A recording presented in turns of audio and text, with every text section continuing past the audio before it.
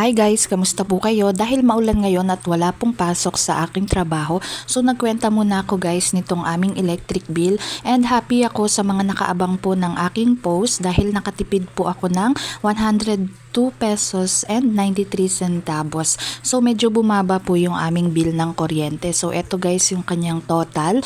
Ayan po, so nakatipid tayo ngayong buwan and pinagdadasal ko guys na sana ay maging 1,000 na lang ang aming maging monthly bill sa kuryente. Ito naman pong aming sa tubig ay 300 pesos pa rin. Maintain pa rin yan siya guys kahit magtipid ka pa. Ayan po. So, ngayon po ay naka 8 cubic meter kami pero madalas hanggang 7 lang yung aming nagagastos. Ito nga pala yung dahilan kung bakit mababa na kahit papano yung aming bill sa kuryente kasi ito yung ginagamit namin tuwing gabi lalo na kapag nakaka full charge kami ng aming mga power station. Hindi siya guys yung branded na klase pero malaking tulong na rin ito siya guys. Ito nga pala yung kanyang charger kung halimbawang hindi kami maka full charge sa kanyang solar panel. Ito nga pala yung aming isa pang power station, si Tilex. So dahil maulan ngayon, ito lamang po yung kanyang nakuha sa solar panel. Ayan po, malaking tulong na rin po yan siya sa amin. Yun lamang, thanks for watching, bye bye!